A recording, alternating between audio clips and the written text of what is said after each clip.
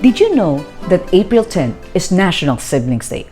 It's founded by Claudia Ewart in 1995 after losing two of her siblings early in life in separate accidents. She selected April 10 in honor of her late sister Lisette.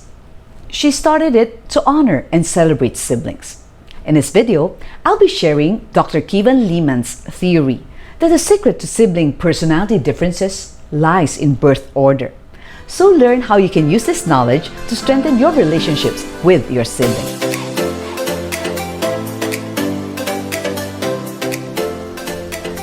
My first point is understand the dynamics of birth order.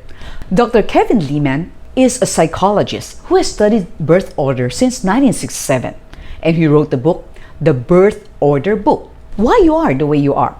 I've read one of his latest books, Have a New You by Friday, and he devoted a chapter on birth order and used even famous personalities as examples.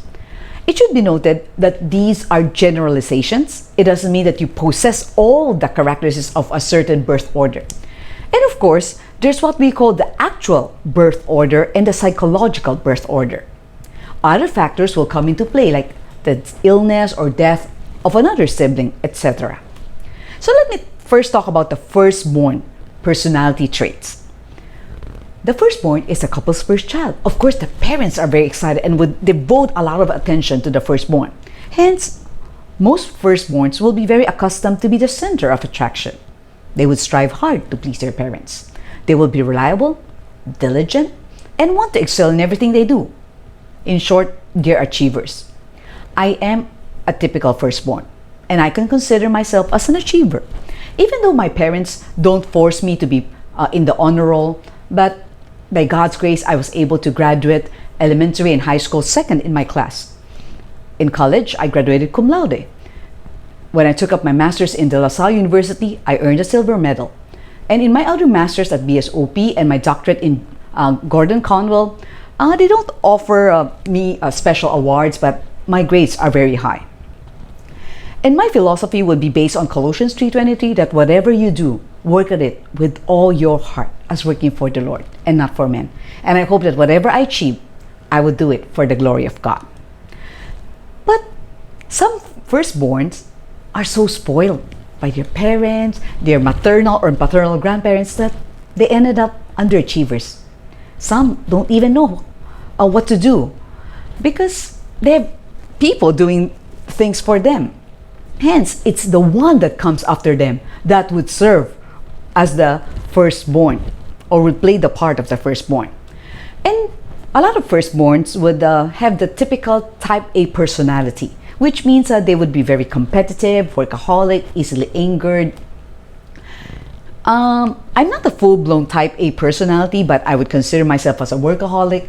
But now I've learned also how to relax and slow down. So I'd like to encourage also all the other type A personalities or the firstborns, then there's no need to compete with others. But you compete with yourself. Strive always to be a better version of yourself every day. Of course, learn to control temper. And firstborns are given a lot of responsibility at home, like chores or watching after the younger brothers and sisters. So they have a tendency to be bossy and controlling. So I would suggest for the firstborns, we use requests instead of commands, and don't abuse your authority as the eldest or being an older sibling. Parents are very strict with rules, especially with the firstborns, because it's the first baby. So a lot of firstborns are more conscientious, structured, cautious, and inflexible. They're afraid to try out new things. So my suggestion to the firstborns, learn to embrace change and accept people the way they are. Now let's move on to the second birth order type, the middle child. They would usually have less attention than their older siblings, and of course, sometimes also less attention than their younger siblings, especially the last one. And because of that, a lot of middle child would feel unloved or left out, and they would rebel because for them, negative attention is better than no attention at all. But on the other side, some of them, they don't rebel, but rather they become people pleaser. They're the peacemakers. They learn how to negotiate. They learn how to compromise, being the middle child. And because they felt that they're not that as loved at home, they would thrive on friendships. So they have a large social circle. I'd like to say this to all the middle children out there. No need to rebel just to get attention. Excel in things that your younger siblings or older siblings don't excel at. And parents, please spend time with all the children. Go out with them one-on-one. Have dates with them so that all of them would feel special. And please don't try to fit them in the same mold because each child is different. Each has its own strengths and weaknesses. How about the youngest child personality traits? They're the baby of the family. And of course the parents, oh, this is my last baby, I'm gonna spoil him. So usually they end up being, I'm not saying all, but a lot of a youngest child will be self-centered. They're also attention seekers. Sometimes they also tend to be manipulative because they always get what they want. Like I remember a funny story when the siblings had a fight, and then of course it's already resolved, but when the parents came home, the youngest child suddenly cried. And of course he told the parents that what happened, and the parents would reprimand the older siblings. The youngest child usually also gets away from doing chores, the rules, okay? They're also more free-spirited because the parents are less strict with them compared to the older ones. They're fun-loving and they're more open to unconventional experiences and taking physical risks than their siblings. Let me talk about the only child. The only child is very unique. There's no siblings to compete with, but there's nobody else to share things with, right? So they tend to monopolize all the parents' attention, resources, not just for a short period of time, but forever. That makes an only child something like a super firstborn. They have the privilege and the burden of having all their parents' support and expectations on their shoulders. So only children tend to be mature for their age, perfectionists, conscientious, diligent, and leaders. So my advice to the only child listening to this video, I hope that you would learn to share things with others, share resources, and of course make friends. Like since you don't have any siblings, then if you have close friends or close cousins, then they would in a way serve as your surrogate siblings. My second point is forgive past mistakes. Siblings can be our best friends or our worst enemies. In Tagalog, we call it away bate or asot pusa, right? We'll fight like cats and dogs. It's very normal for siblings to fight, especially younger ones. But the important thing is to learn how to patch things up. When we were younger, we vied for our parents' attention. Of course, we fight over unfair treatment, privileges, and then some people, well-meaning people like our relatives, teachers, would also compare us with our other siblings. And then once we're older, what do the siblings fight for? Inheritance, power, control in business. Or who's going to take care of the parents when they're old? Who's going to live with them? But as we mature, I pray that the quarrels will lessen and understanding will deepen. I'm very blessed to have two loving and kind younger brothers, Jerry and Jackson. Of course, like the typical siblings we fought when we were kids, I felt this very unfair because as the eldest, I'm the eldest, and I have two younger brothers, I would get spanked twice whenever we had a fight. They will only get spanked once because my mom said, you're the eldest, you should know better, okay? And I was never the favorite. When we were younger, people would ask my mom. I was there, so I heard the answer. Who's your favorite? And she would say, Jackson. Because Jackson, unlike me and Jerry, he's not picky in food, okay? He could eat anything, okay? And then even our store was named after him, Jackson General Merchandise. But eventually, when somebody asked my mom again, who's your favorite? This time he would say, Jerry. Because he's very obedient.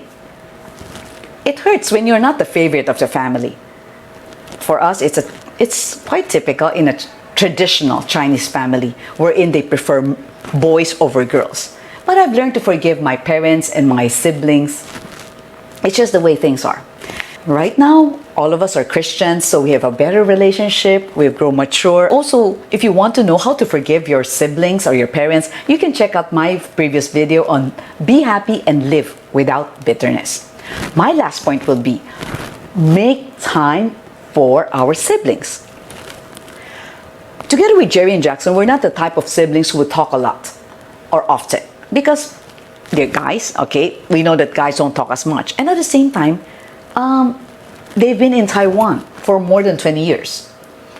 And at that time, long distance calls were very expensive. So my parents would tell them, you don't need to call unless it's an emergency or it's a special occasion. So they only called during, let's say, Mother's Day, Father's Day, my parents' birthdays, or special occasions, Christmas. But with the advent of technology, now we could email each other more often. We now have a line group in our cell phone. And for me, how do I make time for them? Whenever they visit Manila, I would make it a point to spend time with them. For Jackson, it will be a longer trip so we can travel with him. So I would also arrange my schedule, and Hans and I would also join him for his local trips. And when my brothers would request me to run some errands for them, buy things for them, or do some things for them because they can't do it. They're in Taiwan, right? So I'll do it. And it's vice versa. Whenever I need something, I know I can count on them. And one way I also show support, especially to my brother Jerry, is to treat my sister-in-law just like my own sister, and her family just like my family. So I would do my best to be able to support Ors and her family. And one thing that we could do, or so that we could spend time together, is to travel together. And we thank God that before the pandemic, we were able to travel together to Japan, to Hong Kong, to Taiwan. And I hope that after this pandemic, we would again be able to do so. And if you want to know, how can I spend time with my siblings? You can check out our previous videos on love bank deposits regarding time, okay? So how do we strengthen sibling relationships? Understand the dynamics of birth order, forgive past mistakes, and make time for our siblings. So I'm gonna challenge all of you. April 10th is National Siblings Day. I hope that all of you will be able to post a picture of your siblings and say something positive about your siblings, okay? I'll do that, and I hope you guys will also do that. Now I'd like to thank some people who have been encouraging us. Abraham Chanko, Kathy Tanlin, Edna C., Esther Chan, Gloria Andico, Jason Tan, Jerry Chen, Josephine Joy, Techiko Rilera, Joshua Adratico, Joy Yapgo, LJC Language Translation Interpretation Services, Luis Chu, Maria Eden Kalimlim, Queni Urikia, Raymond and Janice Lim, Ricardo and Vivian Yap, Solomon and Sharon Tan, Sophia Chow, Susana Go, Susana Yu, Tiffany Chunpeng, and Yolanda Tan Pascual P. So stay safe, everyone. See you next Friday.